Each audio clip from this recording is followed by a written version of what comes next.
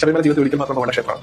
ഒരിക്കൽ മാത്രം പോയാൽ മതി. അങ്ങനെയാണ് ശാസ്ത്രം പറയുന്നത്. അതായത് നിങ്ങൾ ഒരിക്കൽ പോകുന്ന സമയത്ത് നിങ്ങളുടെ ആത്മാവാകുന്ന നെയ്യ് നിങ്ങളുടെ ശരീരമാകുന്ന നെയ്ത്തേങ്ങയിൽ നിറച്ചുകൊണ്ട് ആ പരമാത്മ ചൈതന്യത്തെ നിങ്ങൾ കാണാൻ പോകും. അവിടെ ചെന്ന് നിങ്ങളുടെ ആത്മാവിനെ നിങ്ങൾ ഭഗവാന്റെ ദേഹത്തോട് അഭിഷേകം ചെയ്യും. അതോടുകൂടി നിങ്ങൾ ഭഗവാനായി മാറി. നിങ്ങളുടെ ആത്മാവ് ഭഗവാനിൽ ലയിച്ചു. ആ ബാക്കി വന്ന നിങ്ങളുടെ ജഡമാകുന്ന തേങ്ങ നിങ്ങൾ ആഴി എന്ന് കളയുന്നു. നിങ്ങൾക്ക് സാക്ഷാത്കാരം കിട്ടി.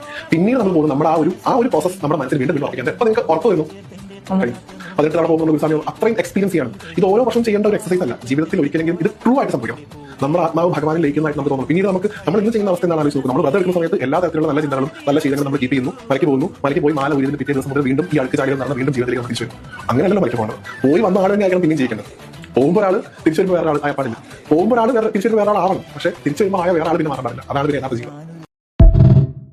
മനുഷ്യന്റെ ഭൗതികമായ ആസക്തിയുടെ ഒരു പരമമായ രൂപമാണ് ഭക്തി എന്ന് പറയുന്നത്. ഓരോ മനുഷ്യനും ആരാധനാലയങ്ങളിൽ പോകുന്നത്, ക്ഷേത്രങ്ങളിൽ പോകുന്നത്, വഴിപാട് കഴിക്കുന്നത്, നേർച്ച നേരുന്നത്, വ്രതമെടുക്കുന്നതൊക്കെ അവൻ്റെ ഭൗതികമായ ആഗ്രഹങ്ങൾ സാധിക്കാൻ വേണ്ടി മാത്രമാണ്. അവൻ്റെ കോഴിക്കാല് മുതൽ കുഞ്ഞിക്കാല് വരെയുള്ള ആഗ്രഹ നേട്ടത്തിന് വേണ്ടിയിട്ടാണ് ഓരോ ഭക്തനും, ഓരോ ശരാശരി ഭക്തനും ഇത്തരം ആരാധനാ കർമ്മങ്ങൾ നടത്തുന്നതും ഇത്തരം വഴിപാടുകൾ ചെയ്യുന്നതുമൊക്കെ. ഇപ്പോൾ ഇവിടെ ഈ ഒരു വീഡിയോയിൽ കണ്ട ഈ ഒരു ആള് പറയുന്നത്, ഇദ്ദേഹം ഈ ശബരിമല ക്ഷേത്രത്തിൽ മനുഷ്യൻ ഒരിക്കൽ മാത്രം പോകേണ്ട ഒരു ക്ഷേത്രമാണ് എന്നും ശബരിമലയിൽ പോയി നമ്മുടെ ആത്മാവാകുന്ന നെയ്യ് ഭഗവാനിലോട്ട് സമർപ്പിച്ചു കഴിഞ്ഞാൽ നമ്മൾ ഭഗവാൻ തന്നെയായി മാറിയെന്നും പിന്നീട് പോകേണ്ടതില്ല എന്നുമാണ് അദ്ദേഹം പറഞ്ഞത്. എന്നിട്ട് തന്നെ അദ്ദേഹം ഒരു പരിഭവം പറയുന്നുണ്ട്, ഇപ്പോൾ പോകുന്ന ആളുകളൊന്നും അങ്ങനെയല്ല സംഭവിക്കുന്നത്. ഇവർ ഈ വ്രതാനുഷ്ഠാന കാലത്ത് വളരെ ശുദ്ധമായ രീതിയിൽ ജീവിച്ചിട്ട്, വളരെ മാന്യമായ രീതിയിൽ ജീവിച്ചിട്ട് തിരിച്ചു വരുമ്പോൾ സാധാരണ ജീവിതത്തിലേക്ക്, സാധാരണ ദുഷ്ടതയും കുടിലതയും അശുദ്ധിയും ഒക്കെ നിറഞ്ഞ സാധാരണ ജീവിതത്തിലേക്ക് തന്നെ തിരിച്ചു വരുന്ന ഒരവസ്ഥയാണ് കാണുന്നത് എന്നാണ് പറയുന്നത്. അപ്പോൾ ഇതിൽ നിന്ന് നമ്മൾ എന്താ മനസ്സിലാക്കുന്നത്, ഇത്തരം യാത്ര കൊണ്ടൊന്നും ഒരു മനുഷ്യന് ഈ പറയുന്ന രീതിയിലുള്ള ഒരു ഒരു സംശുദ്ധീകരണം അല്ലെങ്കിൽ ഒരു ശുദ്ധീകരണം നടക്കാൻ ഇത്തരം യാത്രകളൊന്നും പര്യാപ്തമല്ല എന്നും ഇത്തരം ക്ഷേത്ര ദർശനങ്ങളൊന്നും പര്യാപ്തമല്ല എന്ന് തന്നെയാണ് ഇതിൻ്റെ അർത്ഥം.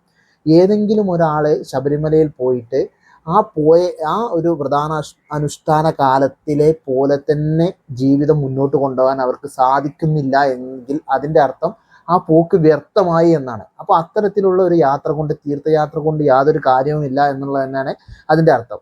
അതായത് ശ്രീനിവാസൻ ചിന്താവിഷ്ടയായ ശ്യാമളയിൽ പറയുന്നത് പോലെ ഇതൊക്കെ ഒരു സീസണൽ ഭക്തി ആയിട്ട് തന്നെയാണ് സാധാരണ ഏതൊരു ഭക്തനും കാണാൻ സാധിക്കുന്നുള്ളൂ എന്നതിൻ്റെ ഒരു നേർരൂപമാണ് ഇദ്ദേഹത്തിൻ്റെ ഈ ഒരു പറച്ചിൽ നിന്ന് നമുക്ക് മനസ്സിലാകുന്നത്.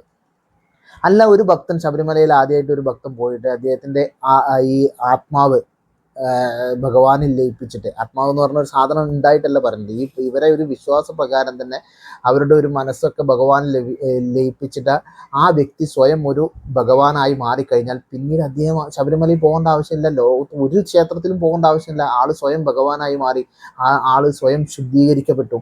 ഇങ്ങനെ ശുദ്ധീകരിക്കപ്പെടാൻ കഴിയുന്നില്ല എന്നുണ്ടെങ്കിൽ ഈ പോക്കിന് യാതൊരു അർത്ഥമില്ല എന്നുള്ളതാണ് അതിൻ്റെ ഒരു യാഥാർത്ഥ്യം.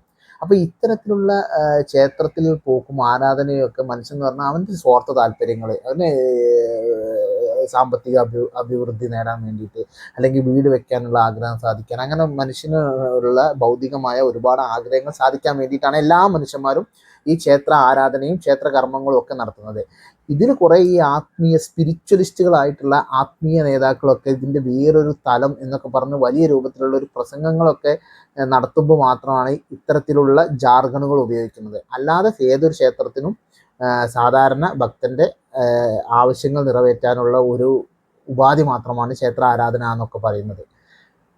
അതിന് ശബരിമല ആയാലും ഗുരുവായൂരായാലും ഹജ്ജിന് പോകുന്ന മക്കയായാലും എവിടെയായാലും അവിടെയൊക്കെ സ്വാർത്ഥമായ താല്പര്യം മാത്രമാണ് അവിടെ പ്രതിഫലിക്കപ്പെടുന്നത്. ശബരിമലയ്ക്ക് മറ്റു ക്ഷേത്രങ്ങളിൽ നിന്ന് യാതൊരു പ്രത്യേകത ഉണ്ടോ? യാതൊരു പ്രത്യേകതയില്ല. ഏതൊരു ക്ഷേത്രത്തിലും മനുഷ്യൻ എന്ത് ലക്ഷ്യം വെച്ചാണോ പോകുന്നത് അതേ ലക്ഷ്യം വെച്ചിട്ട് തന്നെയാണ് ഈ ശബരിമലയിലും പോകുന്നത്. അപ്പോൾ ഇത്തരത്തിലുള്ള ഒരു ക്ഷേത്ര ദർശനം കൊണ്ടോ ആരാധന കൊണ്ടോ മനുഷ്യൻ ശുദ്ധീകരിക്കപ്പെടുന്നില്ല. അല്ലെങ്കിൽ മനുഷ്യന് നന്നാവണം എന്നുണ്ടെങ്കിൽ, ഏതെങ്കിലും രീതിയിൽ മനുഷ്യൻ നന്നാവണം എന്നുണ്ടെങ്കിൽ അവൻ സ്വയം വിചാരിച്ചാൽ മാത്രമേ അത് സാധിക്കൂ എന്നാണ് ഇതിൻ്റെ അർത്ഥം. അപ്പോൾ ക്ഷേത്ര ആരാധന കൊണ്ടോ ആത്മീയമായ ആരാധനകൾ കൊണ്ടോ അല്ലെങ്കിൽ ആത്മീയമായ അനുഷ്ഠാനങ്ങൾ കൊണ്ടോ ഒന്നും ഒരു മനുഷ്യന് സ്വയം നന്നാവാൻ സാധിക്കില്ല. മനുഷ്യൻ നന്നാവണം എന്നുണ്ടെങ്കിൽ അവൻ തന്നെ വിചാരിക്കണം എന്നാണ് ഇതിൽ നിന്ന് നമുക്ക് മനസ്സിലാക്കാൻ സാധിക്കുക.